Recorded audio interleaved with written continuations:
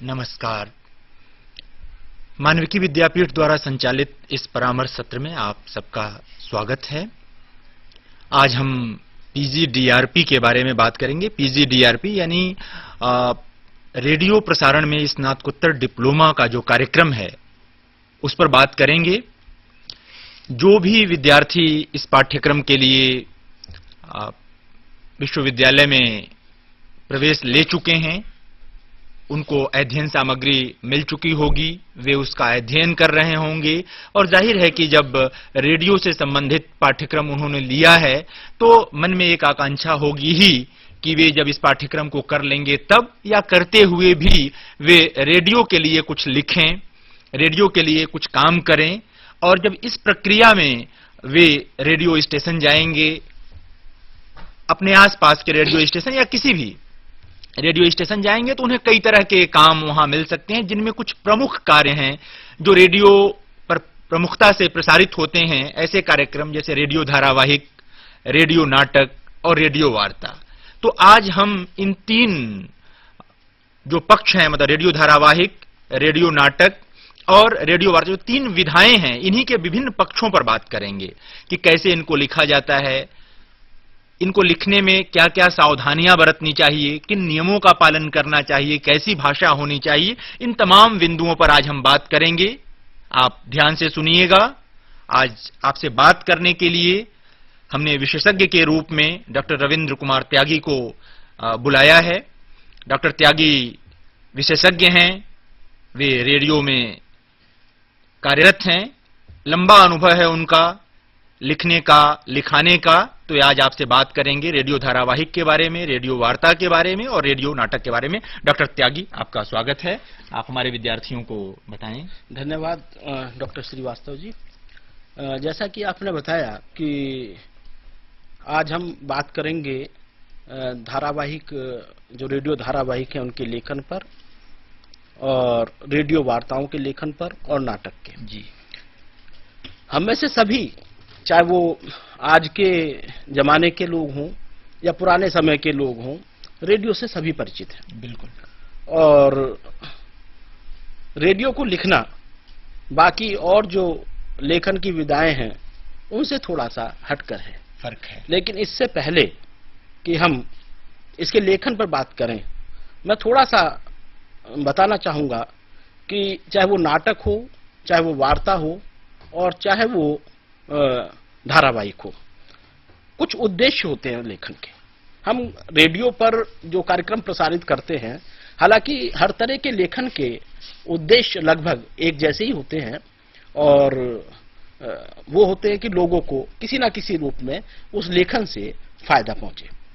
लेकिन फिर भी किताब को लिखने का उद्देश्य और उसको पढ़ने वाले लोग कुछ और तरह के होते हैं, तो उसमें जो लेखन की जरूरत पड़ती है वो कुछ और तरह से होती है। जो रेडियो सुनते हैं उसमें लेखन थोड़ा सा अंतर से होता है। तो वो क्या बिंदु हैं जो लेखन के समय हमें ध्यान में रखने की जरूरत पड़ती है, चाहे वो कोई भी हो, विधा कोई भी हो, नाटक हो, वार्ता हो या कोई अन्य बात हो। जी जी जी। तो पहली चीज ये है कि जो भी हम लिख रहे हैं उसमें उसका उद्देश्य होता है कि आम आदमी के जीवन में, उसके दृष्टिकोण में कुछ परिवर्तन आए। उसको सुन करके, उसको रेडियो पर सुनाई जाएगा, पढ़ तो सकता नहीं व्यक्ति, तो उसको सुन करके उसका कुछ रचनात्मक दृष्टिकोण विकसित हो सके, या उसके कोई जीवन में कुछ बदलाव लाए, वो नयापन लाए, पुरानी उसको कोई सीख दे। जी जी जी जी जी। तो एक उद्देश्य तो ये होता है किसी भी लेखन का।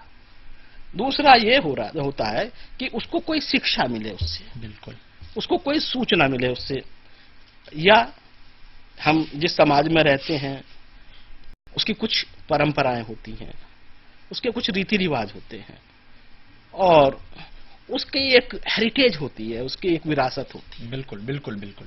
तो हमारा जो लिखने का उद्देश्य है, वो यदि वो सूचना नहीं दे रहा है, शिक्षा दे रहा है, सूचना तो हर चीज में छुपी है, लेकिन वो कभी कभी पक्ष, जैसे मैंने कहा, सांस्कृतिक और या कला से या संस्कृति से जुड़े पक्ष होते हैं। तो हमारे लेखन से वो चीज हमारे सुनने वालों तक पहुंचनी चाहिए। बिल्कुल। उसके अलावा आज रेडियो जो है जब शुरू हुआ था भले ही आज मल्टीमीडिया का युग है, बहुत सारे चैनल्स आ गए हैं, बहुत सारे लोगों के पास और साधन है, लेकिन आपको याद होगा कि दूरदर्शन लोगों के घर में समाचार सुनाने के लिए नहीं आया, वो मनोरंजन के लिए आया।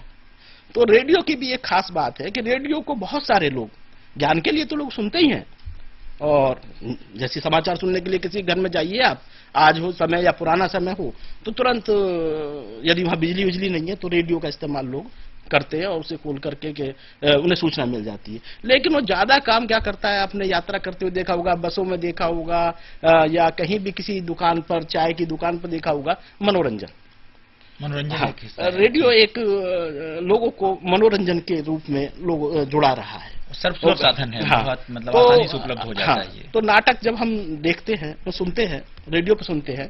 पहले जब दूरदर्शन या दूसरी चीजें नहीं थी तो नाटक के लिए लोग इंतजार करते थे। बिल्कुल, हाँ, बिल्कुल। वो बैठ करके, तो उसमें सीख क्या दी जाती थी वो तो अलग की बात है, लेकिन वो उनके मनोरंजन का एक अहम हिस्सा होता था। बिल्कुल बिल्कुल बिल्कुल। तो बिल्कुल। हम अपने बचपन को याद करें तो हम लोगों ने भी सुने हैं वो सब। तो बात ये है कि उसको जो भी हम लिख रहे हैं वो कहीं ना कहीं या तो मनोरंजन से जुड़ा हुआ, कहीं तो एंटरटेनिंग हो, बिल्कुल बिल्कुल, रुचिकर हो, जी जी जी, और ये पक्ष पूरा करता हो।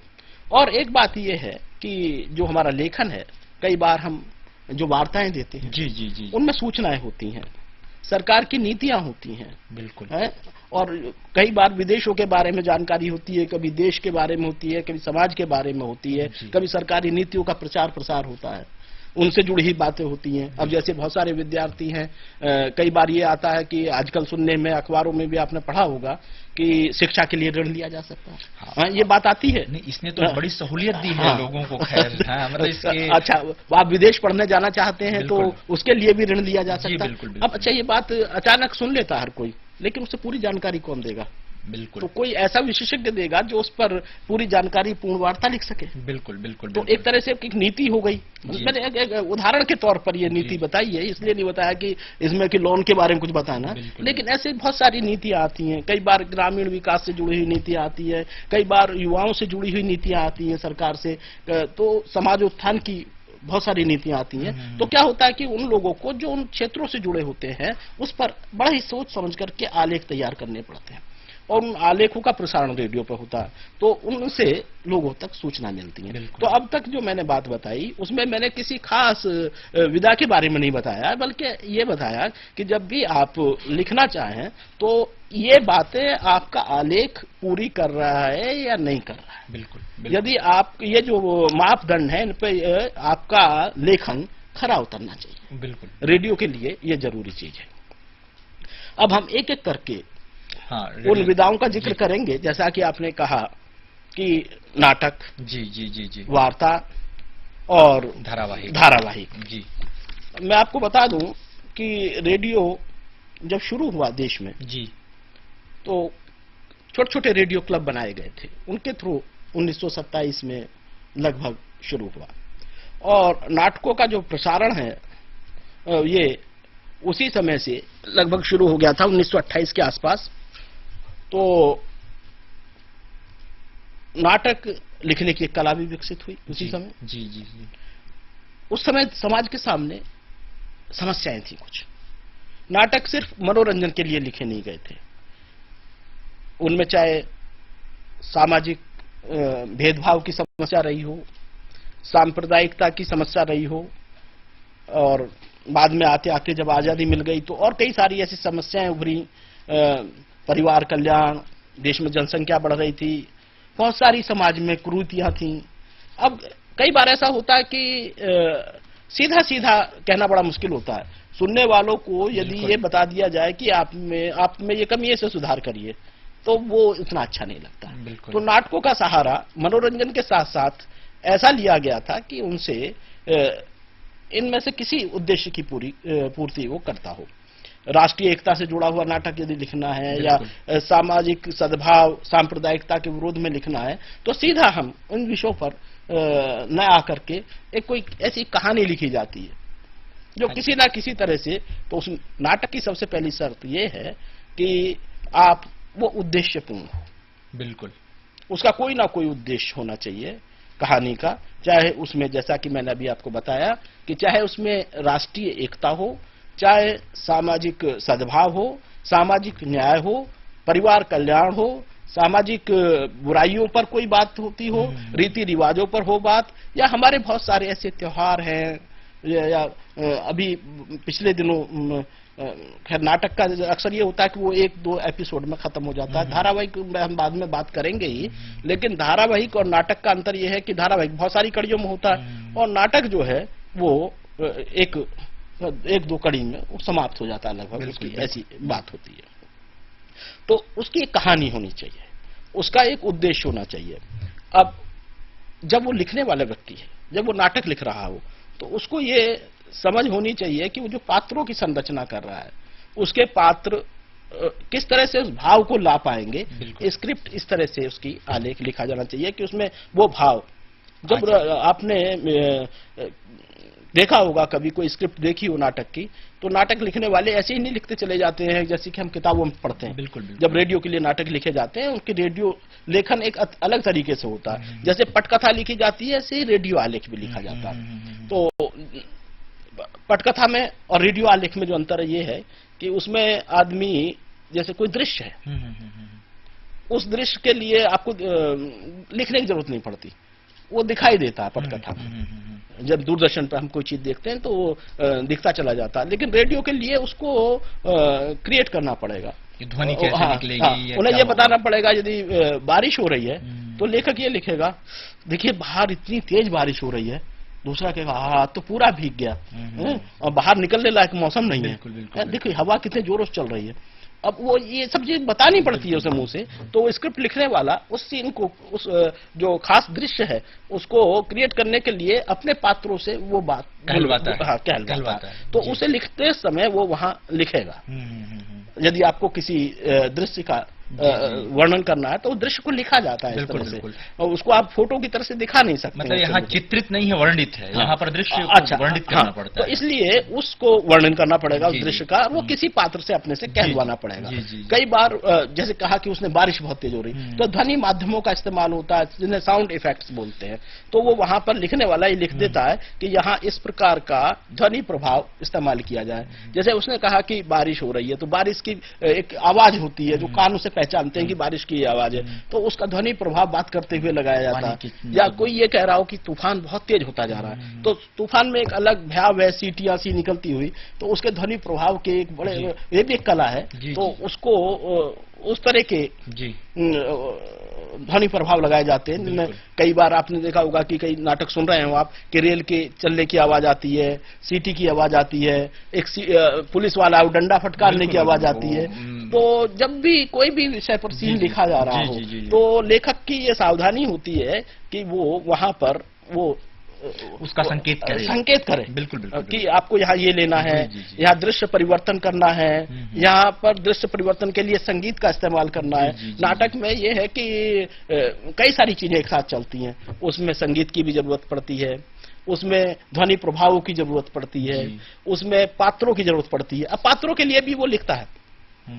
अब जब एक स्क्रिप्ट लिखकर वो तैयार करता है, उसको किस तरह के पात्र चाहिए। कभी कभी वो लिखता है यहाँ पर सख्त आवाज वाला व्यक्ति चाहिए, तो वो संकेत लिख देता है वहां पर आवाज इस तरह की हो, या कभी कहे कि आवाज में थोड़ा सी दया हो, हाँ कई बार दीनता हो, जो भी भाव हो, तो वो लिखने वाले की जिम्मेदारी है कि वो वहां पर जिन भावों को लाना चाहता है। प्रोड्यूसर के पास जब जाती है कोई भी स्क्रिप्ट, वो बाद में जाती है, पहले उसका जन्म जो होता है वो किसी लेखक के दिमाग में होता है। तो लेखक ये बताता चलता है कि उसका उद्देश्य क्या है इसमें। यहाँ पर कहीं पर कहता है कि गोलियों की आवाज, मान लिया स्वतंत्रता संग्राम आजकल काफी जोर शोर पर चल रही है, 150वीं वर्षगांठ, तो उस समय के यदि कहीं के दृश्य दिखाने हैं 1857 की क्रांति के, तो उसमें ये आवाजें आती हैं कि किस तरह सिपाही परेड कर रहा है, जूतों की आवाज, तो वो सब चीजें, गोलियों की आवाज, पिटाई की आवाज, चीख की आवाज, चिल्लाने की आवाज, भागने की आवाज, आग लगने की आवाज, तो ये जो सब चीजें हैं जो सुन रहा है वो महसूस कर सकता है। वो उसके दिमाग में एक रील की तरह से बनते चले जाएं, बिल्कुल, वो दृश्य बनते चले जाएं जो हमें देखने के लिए बनते हैं। तो नाटककार की ये खासियत होती है, वो जितना ढंग से इन संकेतों को लिख देगा, रेडियो नाटककार। हाँ जी, रेडियो नाटककार, क्योंकि उसे पता होना चाहिए कि रेडियो के लिए लिख रहा हूँ। बिल्कुल, बिल्कुल। सुनने वालों को ये ना लगे क्या हो गया अचानक बीच में, उन्हें दृश्य क्रिएट नहीं कर पाएंगे, दृश्य नहीं बना पाएंगे, उसका सृजन नहीं कर पाएंगे, तो वो उद्देश्य सफल नहीं होगा। जैसे कि बागीचे में जा रहे हैं या फुलवारी में जा रहे हैं तो वहाँ कहना पड़ेगा कि ये फूल सुंदर हैं, ये सारी चीजें, क्योंकि दिख नहीं रहा है। उसे कहना पड़ेगा, देखिए कितने सुंदर मान लिया फूल किसी हैं। मौसम के बारे में कहना चाहता है कि आज मौसम ये बसंत का है, और ये कहते हुए कि देखो ये फूल भी ये कह रहा है, तो ये सब चीजें उन्हें बतानी पड़ेंगी। बिल्कुल बिल्कुल बिल्कुल। तो एक चीज ये हो गई कि दृश्यों को सृजित करना और वातावरण को सृजित करना, ये बहुत कुछ आलेख पर निर्भर करता है, और लिखने वाले को उस समय आलेख की रचना करते समय इन बातों का ध्यान रखना चाहिए। दूसरी चीज ये है जो खास बड़ी महत्वपूर्ण बात है, वो ये है कि आप लिख किसके लिए रहे हैं नाटक। मतलब आपके दिमाग में ये होना चाहिए कि आपका नाटक किस खास वर्ग के लिए लिखा गया है। जी, श्रोता वर्ग परिभाषित होना चाहिए। आपके दिमाग में उस श्रोता वर्ग के बारे में जानकारी होनी चाहिए, कहीं भी जो आपका अवचेतन मन है, लिखते वक्त उसे, नहीं तो आप मनोविज्ञान नहीं समझ पाएंगे उनका, और उस नाटक को उस तरह से नहीं लिख पाएंगे। अब यदि युवाओं के लिए आप उस नाटक को लिख रहे हैं, आह्वान कर रहे हैं, तो उस तरह का उसमें सृजन होना चाहिए। बिल्कुल, बिल्कुल। यदि किसी, आपने देखा होगा कि अब कई बार शहरी समाज के लिए नाटक होते हैं, कई बार ग्रामीण समाज के लिए नाटक होते हैं। रेडियो पर तो एक अलग पूरा का पूरा जो है चंक होता है, जो आपने सुना होगा कि ग्राम संसार कार्यक्रम आ रहा है, या ग्रामीण श्रोताओं के लिए कार्यक्रम आ रहा है, तो किसानों के लिए कार्यक्रम आ रहा है, तो उनमें अक्सर इस तरह के नाटक रखे जाते हैं जो बहुत पुराने समय से किसी वजह से, या तो सीधेपन की वजह से लोगों के से, कोई ठग, मान लिया कहीं ये आ गया कोई ठग दिखाना है, वो घर में आ गया, उसने पूजा पाठ शुरू कर दिया, तो वो पूरा नाटक का दृश्य वहां उपस्थित करते हैं वो, कि एक आया, उसने बहकाना शुरू कर दिया, चलिए मैं आपके धन को दुगना करता हूं। बिल्कुल। तो उसे मालूम है कि ये मैं उन लोगों के लिए लिख रहा हूं जो ग्रामीण समाज है, जहां पर इस तरह की समस्याएं हैं। यदि नाटककार को ये पता है तो एक अच्छी स्क्रिप्ट लिख सकता है, और यदि उसको ये पता नहीं है कि किसके लिए लिख रहा है, तो वो एक अच्छी स्क्रिप्ट कभी भी लिख नहीं सकता है। अब बच्चों के लिए लिखना हो, अब बच्चों के लिए लिखते वक्त आप जो है, यदि उसमें उनके नाटकों में जानवरों के पात्र बना दें, कई बार आपने देखा होगा इस तरह की पुस्तकें आती हैं बच्चों के साहित्य में, कि लोमड़ी ने कहा, शेर ने कहा, खरगोश ने कहा। लेकिन सब जानते हैं कि खरगोश ये कह नहीं सकता, लेकिन यदि आप बच्चों से बात करेंगे तो खरगोश को कहना पड़ेगा, और लिखने वाले को वैसे ही लिखना पड़ेगा। नाटक भी हो सकता है उस तरह से लिखा हुआ। बिल्कुल बिल्कुल बिल्कुल। तो आपको ये पता होना चाहिए कि आप लिख किसके रहे हैं, क्षेत्र कौन सा है, शहरी क्षेत्र है, ग्रामीण क्षेत्र है, और जब आप उस क्षेत्र के लिए लिख रहे हैं तो उनकी जरूरत और वो चीज हो गई, उनका मनोविज्ञान हो गया। लेकिन अब भाषा की बात आती है। आप नाटक में भाषा वही इस्तेमाल करें जो किसी क्षेत्र विशेष में बोली जाती है। यदि आपने एक उसके क्षेत्रीय पुट उसमें नहीं दिया है भाषा का लिखते हुए, तो वो लोग समझेंगे कि हमारे मतलब की चीज। जी जी, बिल्कुल बिल्कुल। उनके ना समझ में आएगा, ना उन पर प्रभाव छोड़ेगा। बिल्कुल बिल्कुल। तो भाषा जो है, लेखक को चाहिए कि उस लोक भाषा का इस्तेमाल करें। खास करके तब तो और भी कि अगर आप किसी आंचलिक रेडियो स्टेशन पर हैं, जो छोटे छोटे रेडियो स्टेशन बने हैं, तो उस जिस इलाके में वो रेडियो स्टेशन है, उस इलाके की जो भाषा है, जाहिर है कि आपका ऑडियंस ग्रुप जो है, श्रोता वर्ग जो है वो वही है, तो उनकी जबान का कोई न कोई मतलब शब्द आना चाहिए, या वो बोलने का, बतियाने का लहजा आना चाहिए। जो अंदर से बोलने का जो तरीका है, वो ये आना चाहिए, जो उन्हें अपने बीच का आदमी वो लगे। बिल्कुल। तो ये नहीं लगे कि बाहर का आदमी आ गया हमें समझाने के लिए। बिल्कुल बिल्कुल। बीच का आदमी है, तो वो भाषा जो है आप उसी का इस्तेमाल करें, और वातावरण, उसी वातावरण का सृजन करना चाहिए जो उनके बीच का वातावरण है। नहीं तो आपका लेखन सफल नहीं होगा, चाहे वो सामाजिक बुराइयों पे आप लिख रहे हो, या जन कल्याण पे लिख रहे हो, परिवार कल्याण पे लिख रहे हो, या स्वास्थ्य शिक्षा पे लिख रहे हो। तो इन बातों का ध्यान में रखते हुए नाटक का लेखन होना चाहिए। तो मैं एक बार फिर दोहरा दूं, इसमें ध्वनि प्रभाव, पात्रों के लिए सही भाषा, उसका चयन, पात्रों का चयन किस प्रकार करेंगे आप लेखन में, ये कोई और शहरी क्षेत्र है, ग्रामीण क्षेत्र है, या बच्चों के लिए लिख रहे हैं, युवाओं के लिए लिख रहे हैं, आपको जिनके लिए लिखना है उसको अच्छी तरह से आप आइडेंटिफाई कर लें और उसके बाद ही आप उस लेखन को करें तो आपके नाटक सफल होंगे। और संगीत का प्रयोग भी आप बता दें कि यहाँ पर इस तरह का संगीत का प्रयोग किया जाना है, यहाँ लोग धुन जोड़िए या यहाँ पर कोई आजादी का तराना जोड़िए, या यहाँ पर प्रकृति के से जुड़ी हुई कोई रचना लगाइए। यदि आप इस तरह से उसमें लिखते चले जाएंगे तो प्रोड्यूस करने वाले को आसानी भी होगी और आप सफल होंगे अपने लेखन में। आपका लेखन तभी सफल होगा, एक कसावट रहेगी उसमें, एक कसावट रहेगी और बात पहुंच जाएगी आपके लोगों तक। और मुझे लगता है कि इसमें भी या धारावाहिकों में भी या वार्ता में भी जो कोड ऑफ कंडक्ट जिसको कहते हैं उसका ध्यान अवश्य रखा जाना चाहिए। हाँ, लेकिन मैंने अभी उस बात पर आने वाला था, लेकिन मैंने उसका जिक्र यहाँ पर मैंने नहीं किया, ये सोच करके कि वार्ता जब बात करेंगे तो उस समय उसको कहेंगे कर लेते हैं। हाँ, लेकिन आपने यहाँ चर्चा की है तो मैं बता दूं, रेडियो के लिए लिख रहे हो आप, चाहे कोई भी विधा लिख रहे हो, धारावाहिक लिख रहे हो, नाटक लिख रहे हो, वार्ता लिख रहे हो, कहानी लिख रहे हो, उन सब में जो एक कोड ऑफ कंडक्ट है उसको तो फॉलो करना ही पड़ता है, उसको मानना ही पड़ता है। उसमें कुछ, और वो हम रोज की जो हमारा जीवन है, जी बिल्कुल उसमें भी कोड ऑफ कंडक्ट को मानना पड़ता है। बिल्कुल कोड ऑफ कंडक्ट कोई अलग की चीज नहीं है। हमारे मतलब वही है कि जो अभिव्यक्ति का अधिकार है हमारे संविधान में, उसमें इस बात की खास तरह से हिदायत दी गई है कि आपकी अभिव्यक्ति करने के अधिकार से दूसरे को कोई नुकसान न पहुंचे, नहीं होना चाहिए। बिल्कुल। जैसे आप कोई ऐसी बात ना लिखें जिससे हिंसा फैले,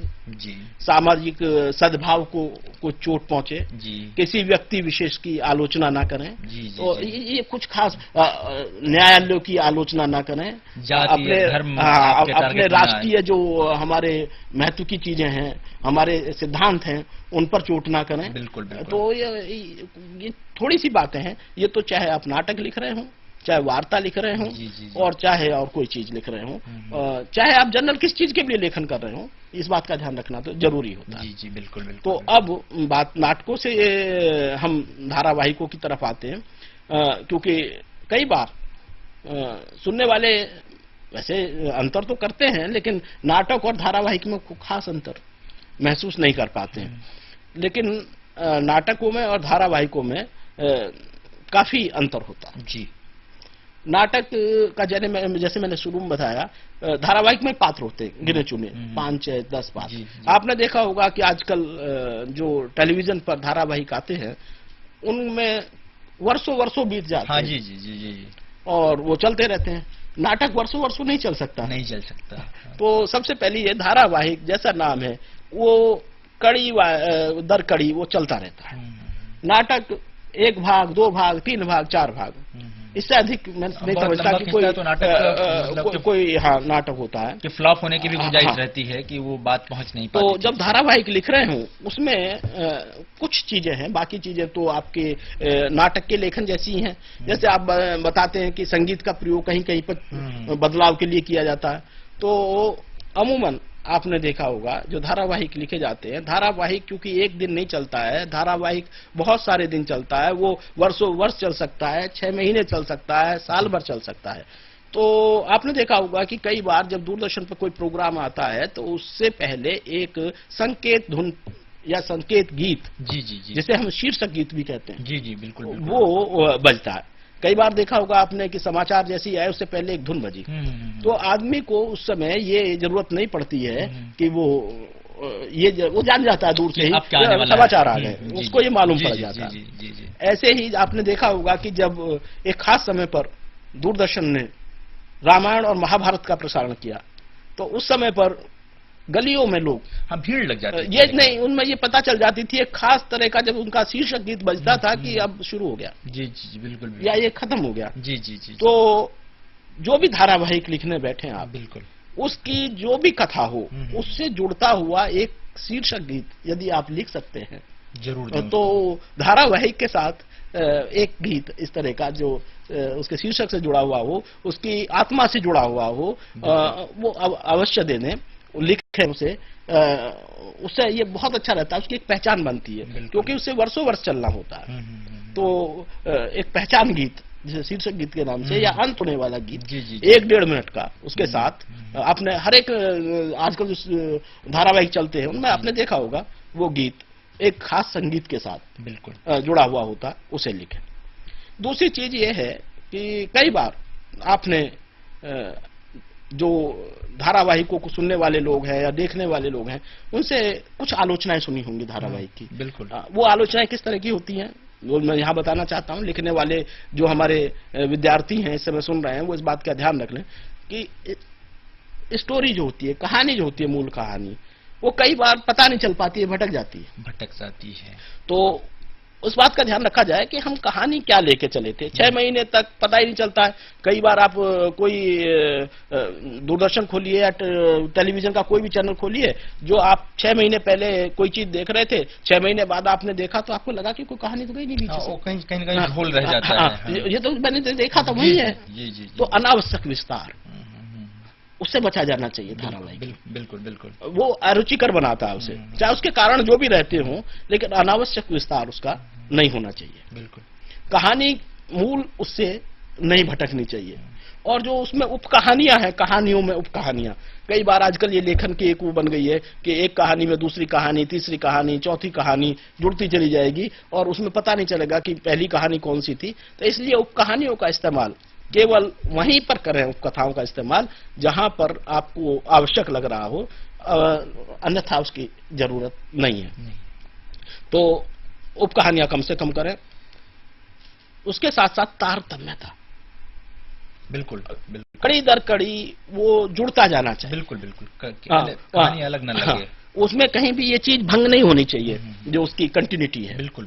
अक्सर ये हो जाता है, ज्यादातर जो अच्छे लेखक तो इस बात का ध्यान रखते हैं, लेकिन जो नहीं रख पाते हैं तो उनके कार्यक्रम के हित में नहीं है कि उसमें एक तरह की तारतम्यता टूटे और पता ही न चले कहाँ जा रहे थे। जी। कई बार ऐसा होता है कि पात्र इतने अधिक हो जाते हैं धारावाहिक में, उनके नाम ही पता नहीं रहते, 1 जुड़ा, 2 जुड़ा, 3 जुड़ा, 20 पात्र हो गए। बिल्कुल। कई बार तो जो सुनने वाला है उसके लिए कठिनाई हो जाती है। जी बिल्कुल। कि इतने सारे पात्रों को वो कैसे ध्यान रखें। तो पात्रों की अधिकता से जहाँ जरूरी है कहानी की मांग है, जी। तो वहां तो आप निश्चित रूप से पात्रों को जोड़िए, लेकिन इतने अधिक पात्र न जोड़े जाएं कि उनका परिचय ही भूल जाए लोग। जो श्रोता है वो याद ही न रख पाए कि आपने किसको पिछले एपिसोड में जोड़ा था और अगले एपिसोड में किसी और को लेके आप आ गए। और फिर वही बात जो मैंने नाटकों के विषय में बताई थी, भाषा। हाँ, धारावाहिक में भी भाषा का उसी तरह ख्याल रखने की जरूरत पड़ती है कि आप किसके लिए लिख रहे हैं। अब आपने देखा होगा, आप नौकर के लिए लिख रहे हैं तो एक अलग तरह का, उस मान लिया रसोई से आ रहा है तो वो एक अलग तरह की भाषा बोलता है। घर का जो मुखिया है वो यदि पढ़ा लिखा व्यक्ति है तो वो दूसरी तरह की भाषा बोलता है। बच्चा कुछ और तरह की भाषा बोलता है। जी। जो गृह स्वामिनी है वो कुछ और तरह की भाषा बोलती है। मतलब परिवार में घर में जो यंगस्टर्स हैं, जी। बेटे बेटियां हैं या दूसरे लोग हैं, वो किसी और भाषा का इस्तेमाल करते हैं। जी। तो जो भाषा जिस पात्र के मुंह से अच्छी लगे, जी बिल्कुल, वो ही उसी हिसाब से लिखी जानी चाहिए। कई बार आपने देखा होगा कई गलतियां हो जाती हैं। वैसे अनपढ़ व्यक्ति दिखाया आपने कोई पात्र और वो उपदेश देने लग जाता है बड़ी अच्छी भाषा में, और वो बोल जाता है उस तरह से कि जैसे कि वो बहुत पढ़ा लिखा आदमी भी नहीं बोलता। मैं ये नहीं कहता हूं कि ये उसका अधिकार नहीं है पढ़ा लिखा दिखना, लेकिन जब आप उसकी आत्मा की बात कर रहे हैं, नहीं, आप समाज का सच दिखाना चाहते हैं, हाँ, है ना। और जाहिर है कि ऐसे व्यक्ति के प्रति भी लोगों का स्नेह चाहते हैं। हाँ, जो उपेक्षित है, जो शोषित है, आप चाहते हैं कि लोग उसको प्रेम करें, तो उसका सही पक्ष ही सामने लाना होगा। हाँ, उसकी भाषा का, उसके रहन सहन का, सारी चीजें लानी होंगी तो उससे वो एक तरह से उसे मेल खाए उससे। बिल्कुल। तो कुल मिला करके और अंत में जो इसमें खास बात होती है वो ये कि रुचिकर बनाना। बिल्कुल। हाँ, लोग बोर हो जाएं, एक के बाद दूसरा उसका आपका कड़ी देखना ही ना चाहें। बिल्कुल, सुनना ही ना चाहें। या आप पूरे जब आपने धारावाहिक आपका प्रसारित होने को लगा तो 10 मिनट तक लोगों को सिर्फ बैठाए रखा, उनका समय बर्बाद किया। बिल्कुल। और अंत की 2 मिनट में आपने कहीं लाके स्टोरी ऐसी जगह छोड़ दी कि वो अब जानना चाह रहा हो कि हाँ चलो चली तो से आगे को, और वहीं आपने बंद कर दिया। बिल्कुल। फिर तो ये कोई एक मतलब जहां तक देखा जाए व्यावसायिक तो हो सकती है, लेकिन एक उसके साथ न्याय नहीं होता है। न्याय नहीं होता है। अपने सुनने वालों के साथ न्याय करिए लिखते वक्त। न्याय तो तभी हो सकता है कि तो उनको उनका समय जो उन्होंने वहां दिया है आपके साथ बैठ करके, उसे वो ये उससे वो आनंदित होकर जाएं उतने समय से, उससे सुनने के बाद। और अगले दिन भी सुनने की एक उत्कंठा उनके मन में रहे कि हम कल सुनेंगे। ये ना हो कहने को लग जाए कि ये तो खराब है, ये अच्छा नहीं आ रहा है, ये तो बड़ा लंबा हो गया, बोर हो गया, ये कहानी को खींच रहे हैं। तो धारावाहिक में इन सब चीजों का संवाद छोटे छोटे होने चाहिए, संवाद छोटे हों, भाषा समझ में आने वाली हो और पात्रों के अनुकूल हो। तो अनावश्यक कहानी विस्तार से बचना चाहिए। मैं संक्षेप में बताना चाहता हूं। और कई बार ऐसा होता है कि हम कहानी जब लिखते हैं धारावाहिक में, तो वो सामाजिक मूल्यों के विरुद्ध ना हो। आपने अभी उसकी बात कही थी कि कोड ऑफ कंडक्ट की बात कर रहे थे आप, आचार संहिता की बात कर रहे थे। कई बार हम ऐसी चीजें लिखा जाते हैं कि जिससे लिख जाते हैं कि समाज में उनका कोई लेना देना नहीं होता। कई बार ऐसे ऐसे परिवारों की कहानियां आम आदमी को दिखाई जाती हैं धारावाहिक लिख लिख करके, जो बहुत ही मतलब ना तो समाज से उनका कोई मतलब है, वो बहुत ही बड़े लोग हैं, आदमी बैठकर उस जिंदगी को जानता भी नहीं है। आप मतलब बनाते किसके लिए? बहुसंख्यक है, वही वर्ग वाला मामला है कि आपका श्रोता वर्ग कौन है या दर्शक वर्ग कौन है? दो ऐसे खानदान आपस में लड़ रहे हैं जिनकी बहुत सारी कंपनियां हैं और आप उन पर कहानी बनाकर लिखे जा रहे हैं, उनके आपसी बर्ताव, उनका लेन देन, उनके गुस्सा आना, तो मतलब वो किस वर्ग के लिए लिखे? ये अधिसंख्य का सच नहीं है, जो हमारे देश की अधिसंख्य जनता है, ये उसका सच नहीं है जी। तो आपको ये मालूम होना चाहिए कि आप लिख किसके लिए रहे हैं। बिल्कुल। और वो उन्हीं लोगों के बारे में होना चाहिए, उन्हीं की सोच होनी चाहिए। जैसे एक यहाँ पे जिक्र करना चाहूंगा, एक बड़ा खास धारावाहिक, जब से धारावाहिकों की शुरुआत हुई थी, दूरदर्शन पर आया था हम लोग। आज तक चर्चा की जाती है। हम लोग, वो जैसा नाम था, बिल्कुल बिल्कुल, वो आम आदमी से जुड़ा हुआ था उसकी कहानी। जी बिल्कुल। तो उसको देखने के लिए लोग ऐसे ही बैठते थे कि कल आएगा, परसों आएगा, और शायद उसके बाद से लोगों ने धारावाहिकों के प्रति लगाव शुरू हुआ लोगों में। वो उसी आशा के साथ और भी धारावाहिक देखने के लिए, हम बहुत सारे ऐसे ऐसे धारावाहिक आए और रामायण महाभारत आए। कितनी ताकत है लिखने में, आपने इनको देखने से लोगों में कितनी मांग है इस चीज की। तो अच्छा लेखक इन सब चीजों का जो है ध्यान रखता है। अब हम तीसरी विधा की बात करेंगे, वो है वार्ता। तो नाटक और धारावाहिक के बारे में मैं समझता हूं कि हमारे जो विद्यार्थी जगह जगह सुन रहे हैं, वो इस बात का ध्यान रखेंगे। यदि उनको मन होगा कभी नाटक लिखने का या धारावाहिक लिखने का, तो जो कमियां हमने कही थी उनसे बच करके लिखेंगे तो ज्यादा सफल होंगे। बिल्कुल। अब वार्ता की बात आती है। वार्ता एक ऐसी विधा है रेडियो की जो काफी पॉपुलर है और मेरे ख्याल से 50 के दशक के बाद जिसका प्रयोग रेडियो पर होने को लगा था। और अब तो मुझे लगता है कि वार्ता एक प्रमुख विधा है रेडियो की। हाँ, लेकिन ये ठीक है कि रेडियो का एक उद्देश्य होता है शिक्षित करना और सूचना देना। वार्ता में मनोरंजन नाम की चीज थोड़ी कम होती है। बिल्कुल बिल्कुल बिल्कुल। वार्ताएं सभी विषयों पर लिखी जा सकती हैं। मैं आप यहाँ बताना चाहूंगा, कोई भी विषय दुनिया का ऐसा नहीं है जिसमें वार्ता न लिखी जाए।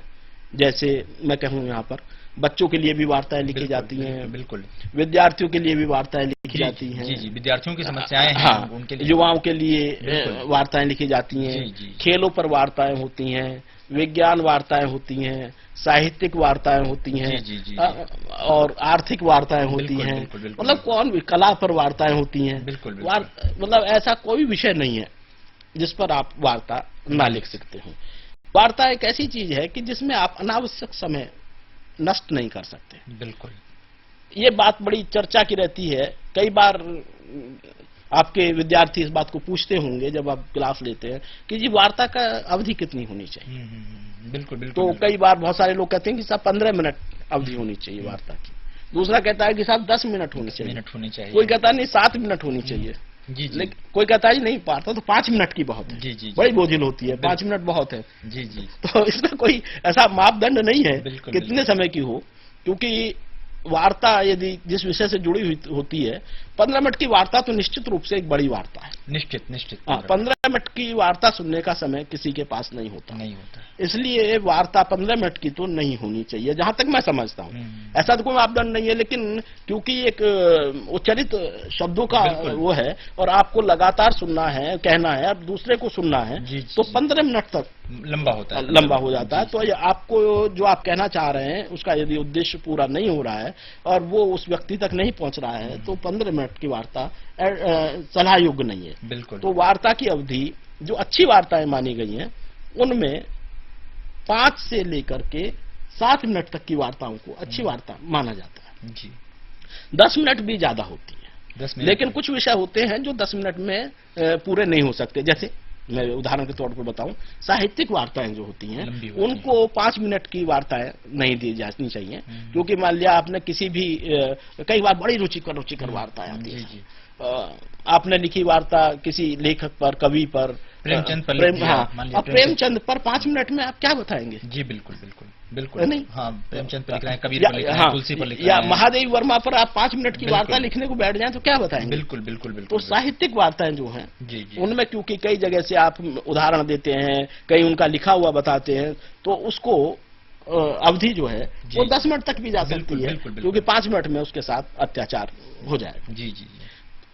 वार्ता के साथ सबसे अच्छी और जरूरी बात यह है कि जब हम कोई वार्ता लिखते हैं तो उसका शीर्षक एक देते हैं। तो शीर्षक जो है वो इस तरह का होना चाहिए कि जो आपकी जो वार्ता है उसकी जो अंदर की सार है उसको उसका शीर्षक सुनने से ही पता चल जाए कि आखिर कहना क्या है, बात किस पे करना चाहते हैं। तो सबसे पहला मैं लिखने वालों के लिए, विद्यार्थियों के लिए ये बताना चाहूंगा यहाँ पर कि यदि आपने अपनी वार्ता को एक अच्छा शीर्षक दे दिया तो आपकी आधी वार्ता सफल हो गई। वो इस बात को बताने में सक्षम होना चाहिए कि ये वार्ता इस विषय पर है। जी बिल्कुल बिल्कुल। और वार्ता का शीर्षक जो है वो छोटा होना चाहिए। बिल्कुल बिल्कुल, बहुत लंबा नहीं होना चाहिए। कई बार एक लाइन का शीर्षक लोग लिख देते हैं, वो 2-3 शब्दों का होना चाहिए, उससे बड़ा नहीं होना चाहिए। तो उस पर एक तरह का जोर रहना चाहिए। फिर मैंने जैसे शुरुआत में बताया था, नाटक की बात करते वक्त आप लिख किसके लिए रहे? बिल्कुल, यहाँ भी आपको ये जरूर पता होनी चाहिए कि वार्ता किसके लिए लिख रहे हैं। बिल्कुल बिल्कुल। हाँ, आप अब खिलाड़ियों के लिए लिख रहे हैं तो खेल पर वार्ता लिख रहे हैं तो आपको उस फील्ड की नॉलेज होनी चाहिए, खेल की, उस खास खेल की, यदि किसी खास उस पर आप टीका टिप्पणी करने जा रहे हैं अपनी वार्ता के बारे में, तो आपको वो क्षेत्र आना चाहिए। बिल्कुल बिल्कुल। और यदि आप बच्चों के लिए लिख रहे हैं तो आपको बाल मनोविज्ञान का पता होना चाहिए, ज्ञान होना चाहिए। बिल्कुल बिल्कुल। उसमें कितना आप कल्पना जोड़ सकते हैं, कितना आप और चीजें जोड़ सकते हैं। तो आपका जो यदि आप सीनियर सिटीजन्स के लिए लिख रहे हैं, वरिष्ठ लोगों के लिए लिख रहे हैं, तो आपको उस समय पता होनी चाहिए उनकी परेशानियां क्या है, उनका मनोविज्ञान क्या है, और किस विषय पर लिख रहे हैं, उनके लिए क्यों जरूरी है वो। आर्थिक क्षेत्र की वार्ता लिख रहे हैं तो आपके पास ठोस आंकड़े होने चाहिए। तो ये सब चीजें जो है आपके पास उपलब्ध होनी चाहिए और किसके लिए लिखा जा रहा है ये आपको पता होना चाहिए। तीसरी बात जो मैं यहाँ बताना चाहूंगा कि वार्ता में समय नष्ट करने के लिए कोई गुंजाइश नहीं होती है, तो जो भी दें वो ठोस दें। बिल्कुल बिल्कुल बिल्कुल। लफाजी नहीं होनी चाहिए। सुनने वाले को नहीं पता चलना चाहिए कि ये कुछ वैसे ही बहका रहे हैं। बात संक्षिप्त कहें। जी जी जी। अपने तर्क जो दे रहे हैं आप वो सही दें। बिल्कुल। कई बार ऐसा होता है कि जब वार्ता लिखने बैठता है कोई तो 10 मिनट या 5 मिनट या 7 मिनट जो भी समय दिया गया, भूमिका में आपने 4 मिनट निकाल दिए। जी बिल्कुल बिल्कुल। अब बचे कितने आपके पास? 2 मिनट। 2 मिनट। अब अंत में आपने देखा कि 2 लाइन आपने मूल बात कही, मूल कही नहीं कही, वो अधूरी सी बात रह गई।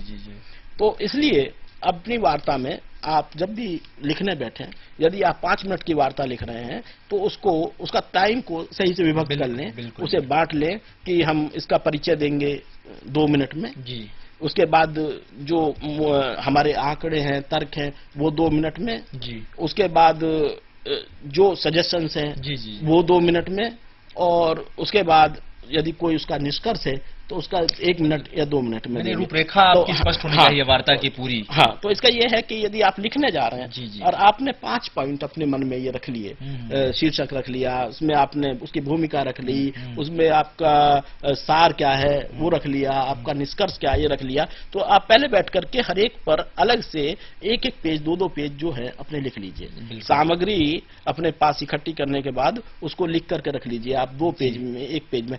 उसको पूरी तरह से अंतिम रूप मत दीजिए शुरुआत में। बिल्कुल। आप 2 पेज एक बात पे लिख रखिए, 2 एक पर, 2 एक पर, 2 एक पर, आप पर 6 पेज हो गए। मेरे ख्याल से 6 पेज की वार्ता 5 से 7 मिनट तक के लिए काफी होती है। काफी हो जाएगी। उसके बाद फिर आपने देख लीजिए कि उसमें कहीं अनावश्यक तो आपने विस्तार नहीं कर दिया। नहीं दिया, बिल्कुल। जहां पर आपको लगे कि ये बात, ये इस सेंटेंस के बिना भी बात कही जा सकती थी, तो उसको वहां से काट दीजिए, बिल्कुल निकाल दीजिए। हाँ। उसके बाद फिर आप 3 के 3 पेजों को एक जगह मिला लीजिए। जी जी जी। और उसे पढ़ के देखिए, कहीं अकेले में पढ़ के देख लीजिए, तो आपको पता चल जाएगा कि आपने सही टाइम, जो आपके मुंह से जितना समय लग रहा है 5 मिनट या 7 मिनट का, उसमें सही उसे का विभाजन लिखने और चरित होने में मतलब समय का क्या अनुपात? हाँ, समय का अनुपात पूरी तरह से किए, तो आप किसी भी पक्ष के वार्ता के साथ अन्याय नहीं करेंगे। अब यहाँ पर मैं एक बात और बता दूं जो बहुत ही खास है, वो है भाषा। भाषा, हाँ, रेडियो में भाषा जो है वो सबसे महत्वपूर्ण बिंदु है। बिल्कुल बिल्कुल। बहुत लंबे लंबे वाक्य कभी ना लिखें जी। ऐसे शब्दों का इस्तेमाल कभी ना करें जो समझ में न आते हों, जो बहुत ही कठिन हो। जी जी जी। और जो वाक्य हैं वो छोटे छोटे, बिल्कुल बिल्कुल बिल्कुल, जो आसानी से ग्राह्य हो जाते हैं। सुनने वाले को वो अचानक जो है अटपटे न लगे। तो इस तरह से आपकी जो भाषा है और जो वाक्य है वो उनमें सही मेल होना चाहिए। जी जी जी। तो यदि आप इस तरह से वार्ता लिखेंगे तो मेरे ख्याल से ये अच्छी वार्ता लिख सकते हैं। और इसके साथ साथ जो कोड ऑफ कंडक्ट है उसका ध्यान वार्ता के समय में खास तौर से बताना चाहूंगा कि जो रेडियो आचार संहिता है उसको 9 पॉइंट हैं उसके लगभग, उनको कोई खास रटने की जरूरत नहीं है। लेकिन उनमें यही है कि वो हिंसा ना फैलाएं, सांप्रदायिकता ना फैलाएं, राष्ट्रीय एकता को खतरा ना पैदा हो, किसी को खास तौर से किसी की मानहानि ना हो, हमारे राष्ट्रीय जो वो है मूल्य, राष्ट्रीय मूल्यों के विरुद्ध ना हो वो। तो यह सब चीजें जो है ध्यान में रखते हुए यदि आप वार्ता का आलेख तैयार करेंगे तो निश्चित रूप से एक अच्छी वार्ता। और अंत में ये भी बात कहना चाहूंगा कि रुचिकर, उसमें जो है लगातार रुचि बनी रहे आदमी को, वो किसी तरह भी ऐसा ना हो कि वो बोझिल लगने लगे। बिल्कुल। तो वार्ता बोझिल नहीं होनी चाहिए। तो इस तरह से हमने ये चाहे वो धारावाहिक लिख रहे हों, चाहे रेडियो नाटक लिख रहे हों या रेडियो वार्ता लिख रहे हों, यदि हम इन बातों का ध्यान रखेंगे जो मैंने यहाँ पर चर्चा जिनकी की, तो आप निश्चित रूप से अच्छे आलेखों का सृजन कर सकते हैं। धन्यवाद डॉक्टर त्यागी, आपने आज हमारे विद्यार्थियों को विस्तार से रेडियो धारावाहिक, रेडियो नाटक और रेडियो वार्ता लिखने के बारे में बताया। इनके लिए लिखते हुए, यानी रेडियो धारावाहिक लिखते हुए, रेडियो नाटक लिखते हुए, रेडियो वार्ता लिखते हुए क्या क्या करना चाहिए और क्या क्या नहीं करना चाहिए, इसके बारे में भी बताया। हमारे विद्यार्थियों ने निश्चित रूप से इस परामर्श का लाभ लिया होगा। भविष्य में भी इन बातों को वे अपने ध्यान में रखेंगे। आज इतना ही, फिर अगले परामर्श सत्र में हमारी मुलाकात होगी। तब तक के लिए नमस्कार।